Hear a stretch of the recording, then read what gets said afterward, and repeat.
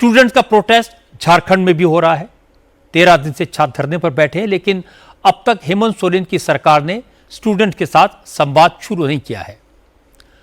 कल झारखंड सरकार ने 2 अफसरों को प्रदर्शनकारियों के पास भेजा था।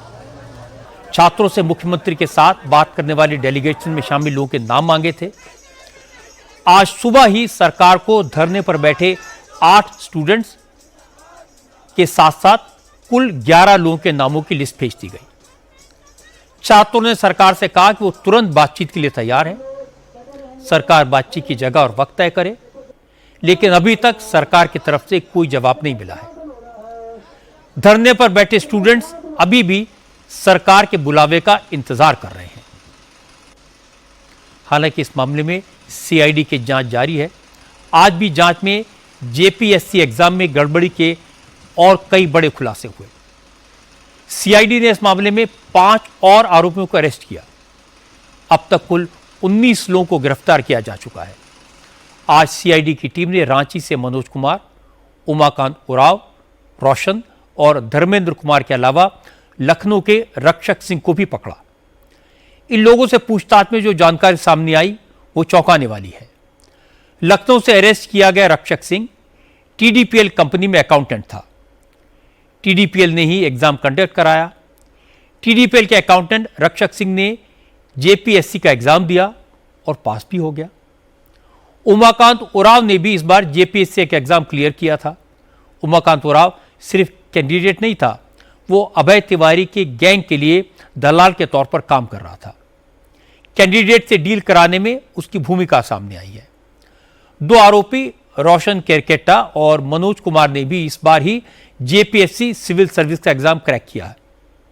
इन दोनों पर भी एग्जाम में धांधली के आरोप हैं।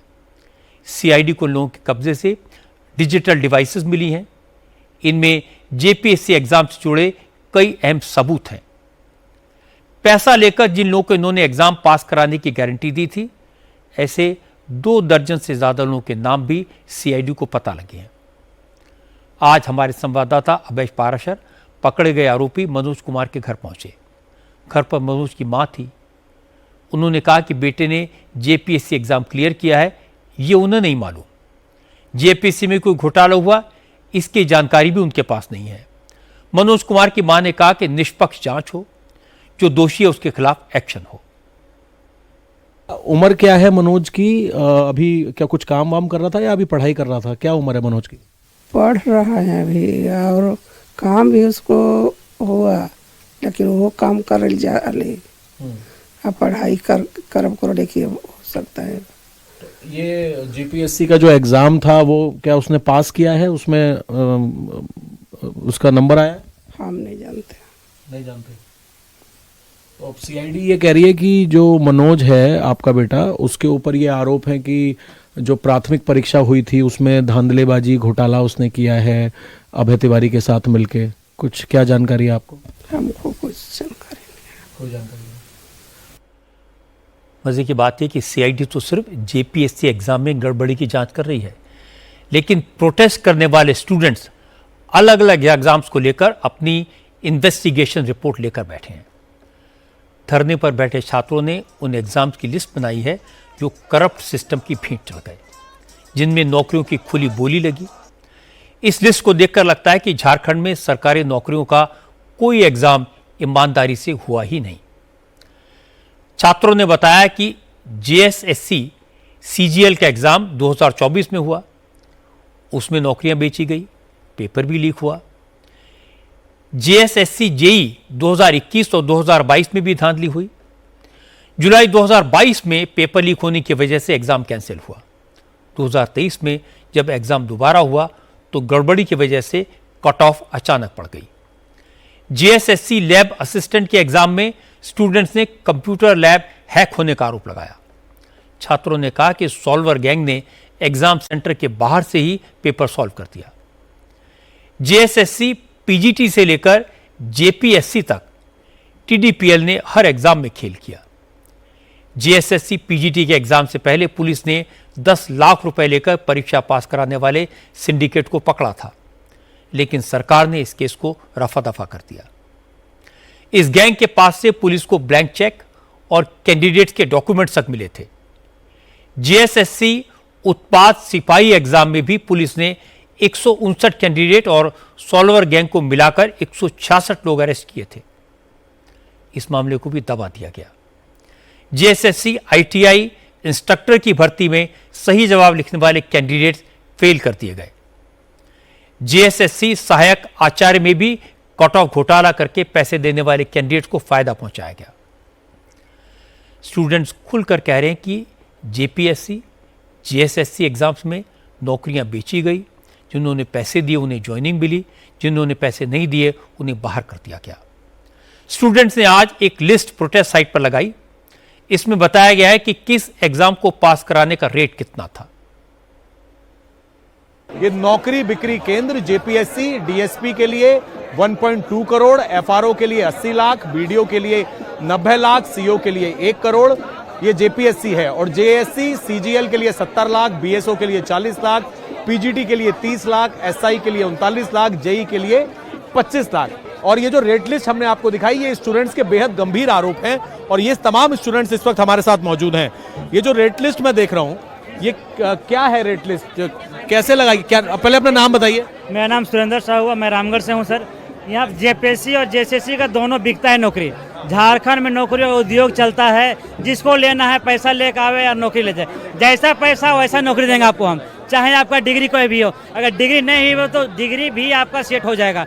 ये हमारे मनगढ़ंत नहीं है, हमने इसे नहीं लिखा है, ये सीआईडी की रिपोर्ट में है। ये अभय तिवारी ने इसका खुलासा किया है। ये 1 करोड़ 20 लाख रुपए डीएसपी का है, ये बीडीओ सीओ का 70 से 80 लाख रुपया है। ये आदि आपको जेएसएससी में चाहिए एएसओ का, तो उसका 60 से 70 लाख रुपया है। इस तरह पीजीटी टीचर का 30 से 40 लाख रुपया। मतलब ये एक्चुअली यहाँ जितने सारे लोग हैं ना, हर गली हर मोहल्ला आपको एक दलाल मिल जाएगा। कि पेपर लीक बहुत ही छोटी चीज़ है, ये बहुत बड़ी चीज़ है। पूरा एक सिंडिकेट इसमें काम कर रहा है। ये परीक्षा होने से पहले ही पूरा का पूरा सिस्टम कंप्रोमाइज रहता है। जैसे हम प्री का एग्जाम दे के आए, जेपीएससी का प्री दिए, घर आए, उधर से अननोन पर्सन का कॉल आता है कि आप एग्जाम जेपीएससी में बैठे हो।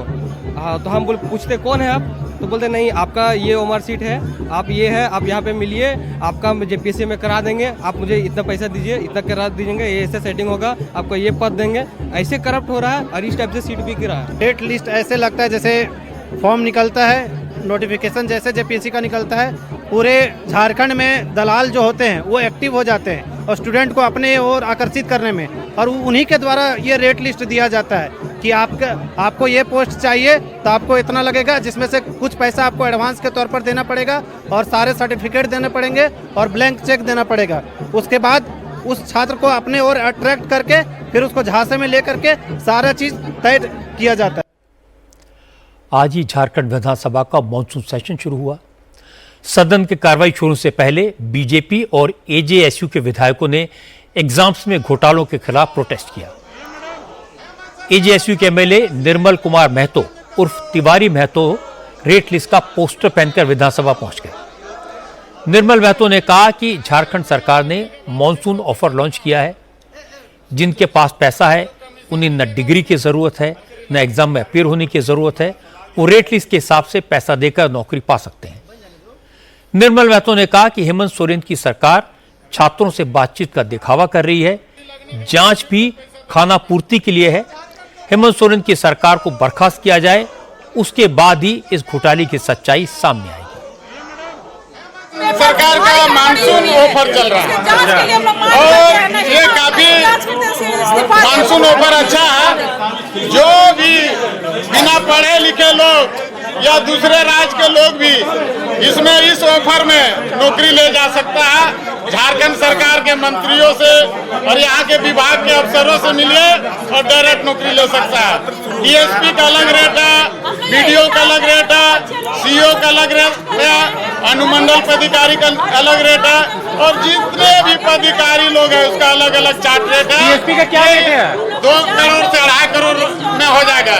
ये रेट है बीडीओ सीओ का, ये है अफसरों का रेट है, ये रेट घूसखोर अफसरों का रेट है। ये पूरा भारत में सीट बेचने का काम किया है और यहाँ के छात्रों को मरने का बेबूस कर दिया है। वार्ता ये चॉकलेट या लेमचूस हम लोग बोलते हैं बचपन में, ये लेमचूस से काम नहीं चलेगा। मुख्यमंत्री रिजाइन दे यहाँ के पूरा मंत्रिमंडल भ्रष्ट है, पूरा मंत्रिमंडल यहाँ झारखंड का भ्रष्ट है। ये खुला ऑफर मानसून सत्र का ऑफर को फायदा लेकर ही लोग जगह जगह सीट बेचने का काम किया है। कि जब भ्रष्टाचार पूरा मंत्रालय ही है तो कार्रवाई करने का कई सवाल है, फिर वही लोग जेल से आएगा। देख लीजिए पूजा सिंघल को, जब वो कम से कम 100 करोड़ रुपया नगद पकड़ाया और कौन मंत्रालय में भी विभाग में है, वैसे लोगों को तो फांसी होना चाहिए, वैसे अफसरों का फांसी होना चाहिए। लेकिन सरकार का मुख्यमंत्री जी के साथ दिल्ली और मुंबई में और विदेशों में घूम रहे हैं। लेकिन झारखंड सरकार के मंत्री योगेंद्र प्रसाद ने कहा कि विपक्ष बेबुनियाद इल्जाम लगा रहा है। हेमंत सोरेन की सरकार ने छात्रों का आंदोलन शुरू होने से पहले ही एक्शन लेना शुरू कर दिया था, लेकिन जब उनसे पूछा गया कि ब्लैक लिस्टेड कंपनी टीडीपीएल को एग्जाम कंडक्ट कराने का टेंडर क्यों दिया गया, तो मंत्री महोदय इधर उधर की बातें करने लगे। सरकार को छात्रों तक पहुंचने में इतना वक्त क्यों लगा? नहीं, देखिए दो विषय हैं, आप इसको पहला देखें, चूँकि निरंतर जो जेपीएससी में गड़बड़ी हुआ है उस पर कार्रवाई तत्परता के साथ हो रहा है। उसमें कई गिरफ्तारियां भी हुई है, लगातार अनुसंधान के क्रम में जो आ रहा है, जिनके ऊपर आरोप लग रहा है उस पर कार्रवाई भी हो रही है। बनी जब ब्लैक लिस्टेड थी दूसरे राज्यों में, तो झारखंड में क्यों दिया गया? सरकार के नॉलेज में आया है तो कार्रवाई किया जा रहा है। उसमें नैतिकता के आधार पर चेयरमैन ने रिजाइन दिया, कार्रवाई हो रही है। क्योंकि सरकार के संज्ञान में अगर वो ब्लैक लिस्टेड था तो नहीं आया था, दोषीवार पदाधिकारी जो भी है उस पर कार्रवाई की जाए। बीजेपी ने विधानसभा के अंदर भी यह मुद्दा उठाया। नेता विपक्ष बाबूलाल मरांडी ने कहा कि झारखंड में सरकारी भर्तियों में जो गड़बड़ी हो रही है इसमें सरकार भी शामिल है। अगर यह आरोप गलत है तो हेमंत सोरेन इस मामले की जांच सीबीआई के हवाले क्यों नहीं करते? देखिए, रिफॉर्म तो सरकार को, मैंने क्या कहा, अगर जांच में जैसे आप करप्ट अफसर को लगाएंगे, जेसीसी में और जीपीएससी में करप्ट अफसरों को आप अध्यक्ष बनाएंगे, मेंबर बनाएंगे। एलफ्रांके पे तो कोई दाग नहीं था सर इससे पहले। एलफ्रांके से क्या काम करता था आप सब लोगों को अच्छी तरह से पता है। सचिवालय में वो कैसे रहते थे मुझे बताने की कोई जरूरत नहीं। और इसीलिए जब ऐसे भ्रष्ट लोगों को बैठाएंगे नहीं होगा। और इसीलिए मैंने कहा कि वहां जितनी भी महत्वपूर्ण पदों पर बैठे हुए इंक्लूडिंग अध्यक्ष को भी वहां रिजाइन दे दिया, बाकी लोगों की गिरफ्तारी हुई, लेकिन वो सारे दिखावटी है। सरकार के ऊपर कैसे भरोसा किया जाए, कैसे विश्वास किया जाए? पहले भी इनकी जांच को हम सब लोग देख चुके हैं, जनता देख चुकी है। और इसीलिए हमने कहा कि अदालत के निगरानी में और जांच हो और समय सीमा पर के अंदर जांच का परिणाम भी आना। बाबूलाल मरांडी ने सरकार को घेरा तो सरकार की तरफ से मंत्री इरफान अंसारी ने बचाव किया। जेपीएससी में हुई धांधली के लिए उन्होंने बीजेपी को ही जिम्मेदार ठहरा दिया। इरफान अंसारी ने कहा कि जो कुछ भी हो रहा है सब बीजेपी का ही किया धरा है। घड़ियाली नकली हितैषी जबरन युवाओं के आंदोलन में कूद जाना, ये भाजपा की फितरत है। आज सदन के बाहर हंगामा कर रहे थे, किस लिए? जेपीएससी के लिए।